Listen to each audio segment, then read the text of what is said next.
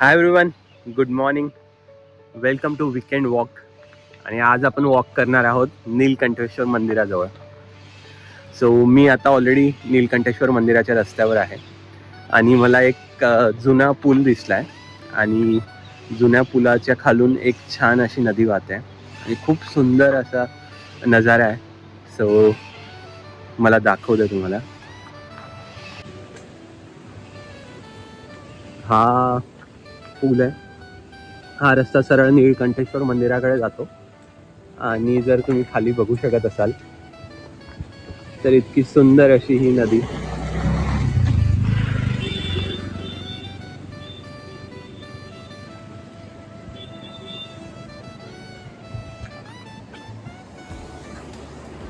कुठून तरी त्या डोंगरातनं वाहत येणारी.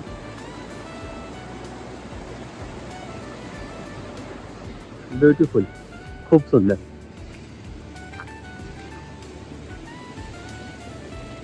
आणि निखळ असं स्वच्छ पाणी आहे.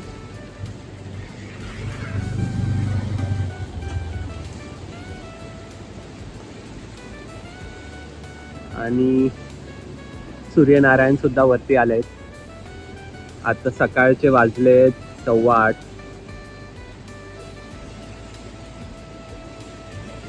चला तर मग जाऊयात नीलकंठेश्वर मंदिराजवळ. मी परत एकदा रस्त्यात थांबलोय आणि तुम्ही बघू शकत असाल तर किती धुकं आहे इथे. सुंदर असं शेत आहे. सूर्यनारायण वरती आलेत आणि पूर्ण धुक्याने झाकला गेलाय परिसर. खूप सुंदर वाटतंय. चला तर कंटिन्यू करूयात आपली जर्नी.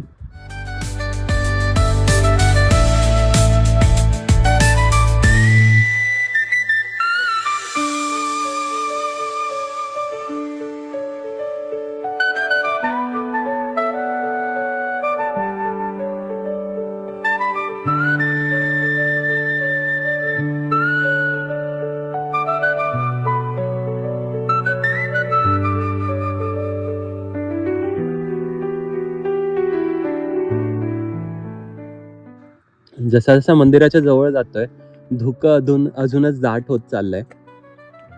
लिटरली पुढचा रोड सुद्धा नाही दिसत आहे, एवढं धुकं आहे. मी खालून आता डोंगरावर पोहोचलो. सो तुम्ही जर बघू शकत असाल खाली इतकं दाट धुकं होतं, बट मी जसं वरती पोहोचलो पूर्ण धुकं गायब आहे. म्हणजे जो वरती यायचा घाट आहे त्या घाटावर इतकं घनदाट धुकं आहे. अजून सुद्धा तुम्ही बघू शकतात खाली काही दिसत नाहीये, बट वरती आल्या आल्या सगळं धुकं गायब आहे. इथे एकदम क्रिस्टल क्लिअर सगळं दिसतंय आणि आपल्याला त्या डोंगरावर जायचं आहे. मी आता मंदिराच्या पायथ्याशी पोहोचलोय आणि तुम्ही बघू शकत असाल तर इथे आपल्याला कार किंवा बाईक पार्क करावं लागते आणि इथून 2.5-3 किलोमीटरचा छोटा ट्रेक आहे मंदिरापर्यंत जाण्यासाठी. तर चला आपला ट्रेक स्टार्ट करूयात.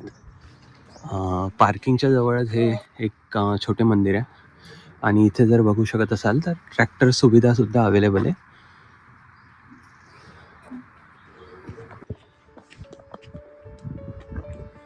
ऑलरेडी मंदिराकडे जाण्यासाठी ट्रेक स्टार्ट केला आहे आपण. छोट्या छोट्या पायऱ्या आहेत वरती चढण्यासाठी.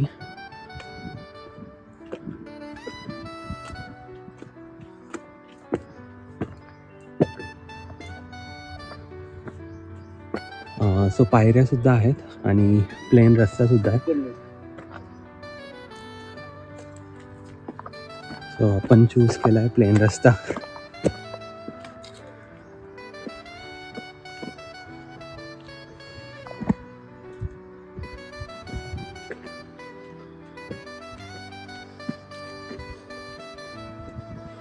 खाली बघू शकत असाल तर अजून पण खूप सारं धुकं आहे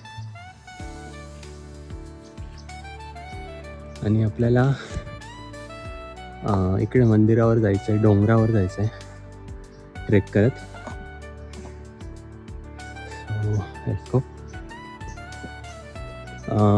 व्हिडिओत वाटत नसेल, पर खूपच सरळ असा रस्ता आहे.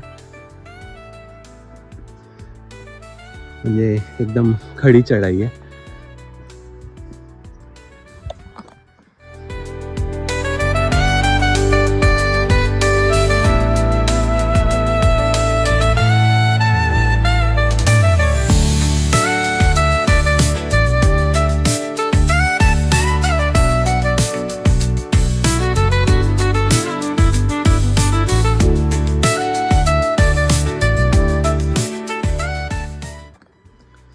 आपण ऑलमोस्ट 1 किलोमीटर वरती आलोय. अजून वरती जायचं आहे आणि आपण या रस्त्याने वरती आलो.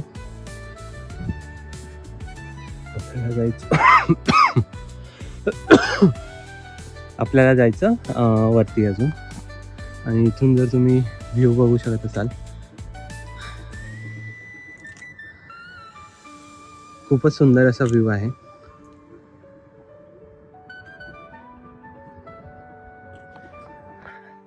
सो फायनली आपण आय गेस 2 किलोमीटर कंप्लीट केलं आहे आणि पुढे आता थोडा स्ट्रेट रोड आहे. आपण खूप सारं चढून आलो होतो. आता इथून आपल्याला स्ट्रेट जायचं आहे. म्हणजे अजून तरी स्ट्रेट दिसतंय, बट अजून 1-1.5 किलोमीटर आहे इथून असं वाटतंय. हा सरळ रस्ता आहे. इथून पुढे जाऊन आय गेस अजून एकदा चढ आहे, कारण मंदिर तिकडे डोंगरावर आहे. So let's continue. बट मजा येते ट्रेक करायला. आणि सकाळी थंडी खूप होती, म्हणून आता ऊन आलंय तर खूप बरं वाटतंय. सो हा लास्ट स्ट्रेच आहे. समोर मंदिर दिसतंय. सो आपण पोहोचलो आहे ऑलमोस्ट मंदिराजवळ.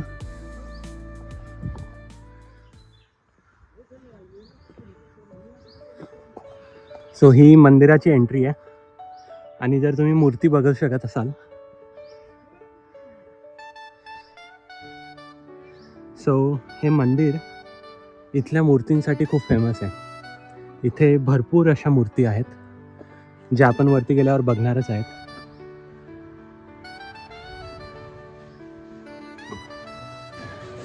इथे झोपलेल्या हनुमानांची मूर्ती आहे, अतिशय सुंदर अशी मूर्ती. इथे नहुष राजाची गोष्ट दाखवली आहे. सो नहुष राजाला सप्तर्षींनी श्राप दिलेला की तो अजगराचा जन्म घेईल आणि त्याचे तोंड जर माणसाचे आणि पूर्ण शरीर अजगराचे. तर ही गोष्ट इथे दाखवली आहे मूर्ती स्वरूपात.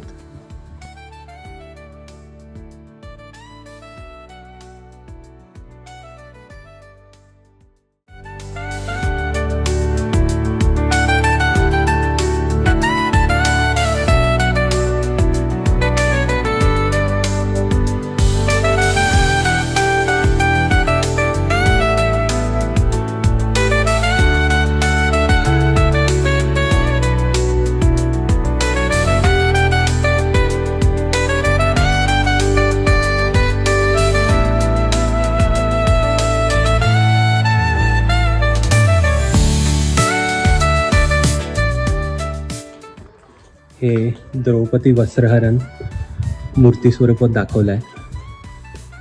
दुशासन द्रौपदीची साडी ओढताना. तिकडे श्रीकृष्ण आहेत जे द्रौपदीला मदत करतायत आणि हे कौरव पांडव द्यूत खेळतायत.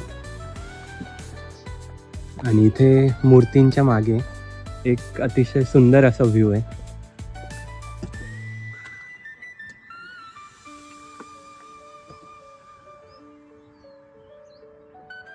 सो आपण ऑलमोस्ट 3 किलोमीटरचा ट्रेक करून इथे पोहोचलो आहे. पावसाळ्यात तर अतिशय सुंदर वाटत असेल इथून, फॉर शुअर.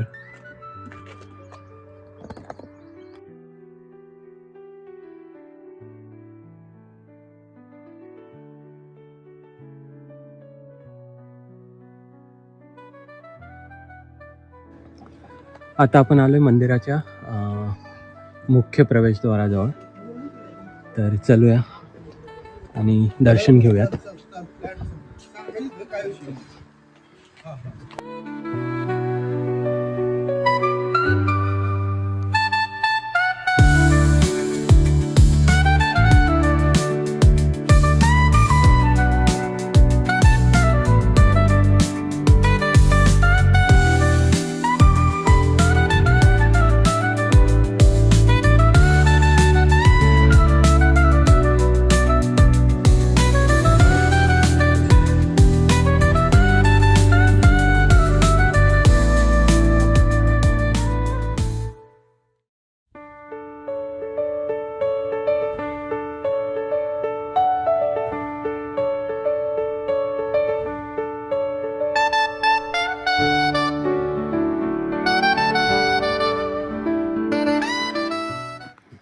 मी निळकंठेश्वर गडावरून बोलत आहे. निळकंठेश्वर गडावरती ज्यावेळेस सर्जे मामा 1962 साली आले, तेव्हापासून मामांनी इथं निळकंठेश्वर गडावरती आल्यानंतर मामा पहिल्या स्टार्टला वन विभागामध्ये कामाला होते. तर मामा वरती आल्यानंतर वन विभागामध्ये इथं पाहणी करण्यासाठी, रक्षक करण्यासाठी ते इथं होते. तर तेव्हापासून मामा इथं आल्यानंतर मामा वरती इथं कोणीच आलं नव्हतं. पण मामाला एक दिवस असं वाटलं की आपण वरती डोंगरावरती जायचं आहे. मग डोंगरावरती आल्यानंतर मामा थकून भागून आल्यानंतर एका झाडाखाली झोपले होते.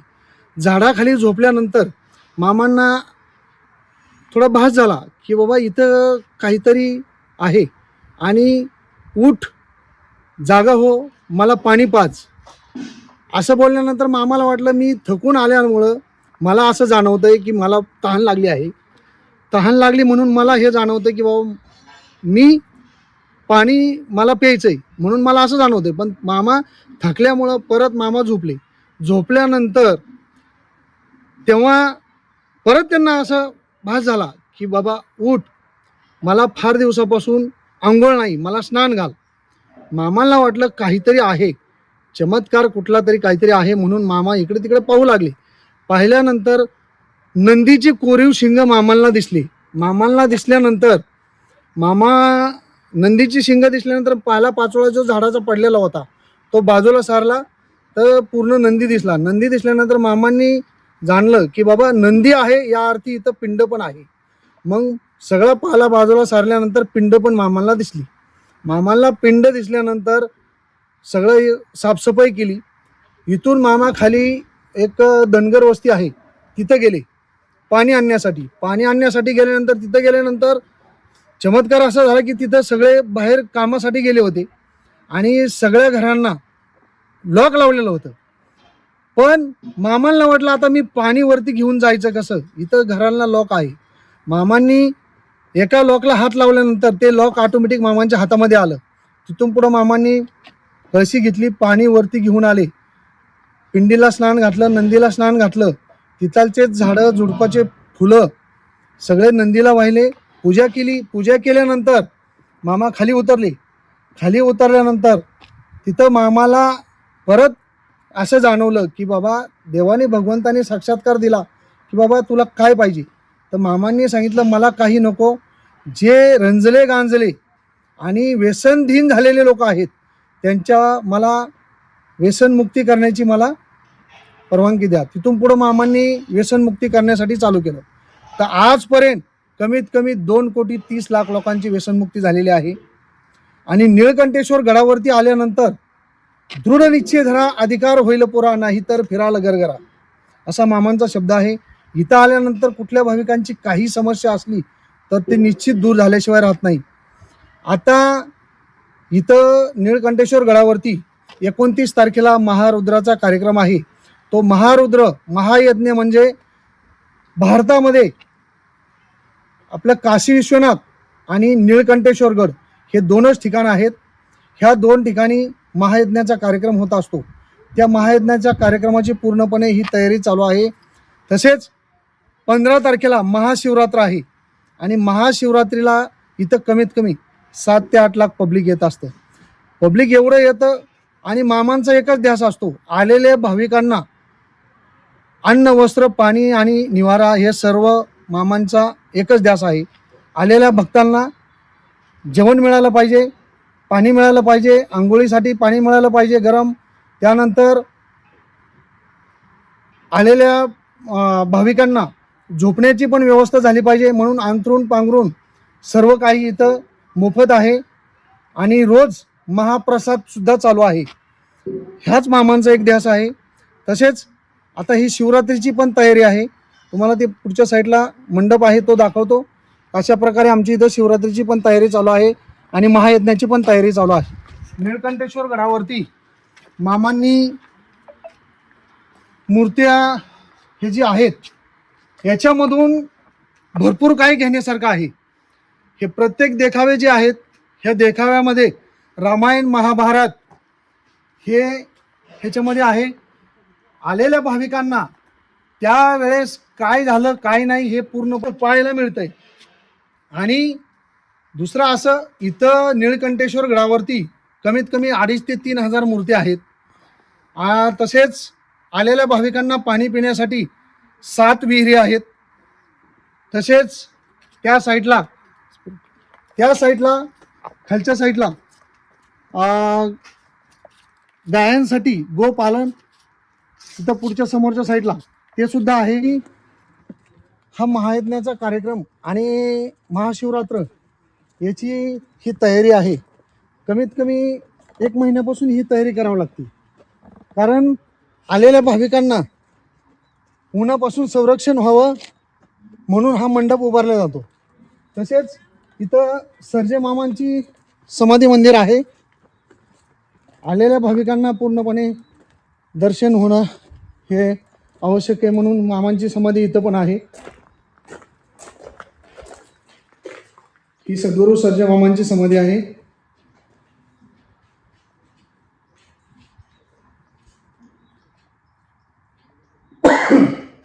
इथं पूर्णपणे शिवरात्रीला येणाऱ्या भाविकांना दर्शनासाठी रांगा बनवतात. याच्यामध्येच दर्शन रांगेमध्ये घेता येतं, गडबड गोंधळ कुठलाही होत नाही म्हणून हा सुद्धा मंडप उभारण्यात येतोय. आणि हा मंडप पूर्णपणे याच्यामध्ये लाईन असतात. आलेल्या भाविकांना पूर्णपणे शांततेत व्यवस्थित दर्शन घेता यावं म्हणून आणि उन्हापासून संरक्षण व्हावं यासाठी सुद्धा हा मंडप सुद्धा उभारण्यात येतोय. म्हणून शिवरात्रीची, महारुद्राची सगळी तयारी चालू आहे. आलेल्या भाविकांना इथं कुठला जादूटोणा नाही, कुठलं काही नाही. हा जो भस्म आहे, हा भस्म, ह्या भस्मापासूनच पूर्णपणे येणाऱ्या भाविकांचं रक्षण होत आहे, कुठलं पण कार्य पूर्ण होत आहे. म्हणून हा भस्माची शक्ती आणि तुमची भक्ती यावरती सर्व कार्य चालते. ही सद्गुरू सर्जे मामांची गादी आहे आणि ही गादी मामांच्या पश्चात आता त्यांचे थोरले चिरंजीव गुरुवर्य सद्गुरू बाळासाहेब सर्जे उर्फ भाऊ हे चालवत आहेत. आणि हे सुद्धा मामांच्या प्रमाणेच त्यांनी कार्य चालू ठेवलेलं आहे. असेच ही स्वयंभू लिंग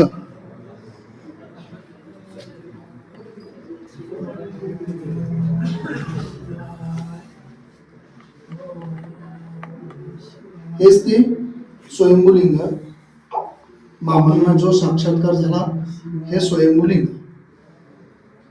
त्यानंतर ते बाहेर जो नंदी आहे,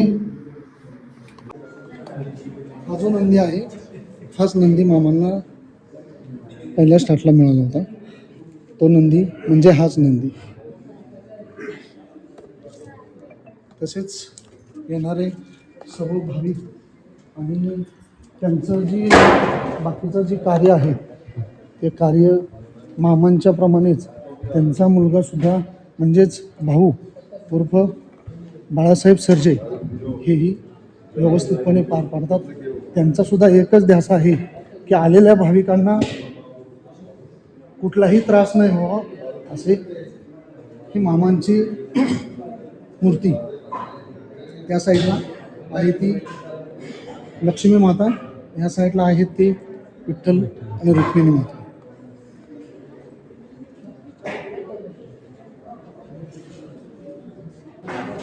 निळकंठेश्वर ओगले. धन्यवाद तुम्ही एवढी छान माहिती दिल्याबद्दल. सो फायनली आजचा वॉक कंप्लीट झाला. आपण ऑलमोस्ट 2.5 किलोमीटर चढून गेलो अँड 2.5 किलोमीटर उतरून आलो. सो अशा प्रकारे आज आपण आपला 5 किलोमीटरचा वॉक कंप्लीट केला आहे. ओके. मंदिर खूपच छान आहे. तुम्ही पावसाळ्यात किंवा कधीही भेट द्यायला येऊ शकतात. फॅमिलीसोबत येऊ शकतात. खूपच छान मंदिर आहे, नक्की या. आणि बायकर मामांनी खूप छानच माहिती दिली मंदिराविषयी. सो त्यांचं खूप खूप धन्यवाद. सो अशा प्रकारे आजचा व्हिडिओ आपण संपवूयात. So please like, share, subscribe and bye bye.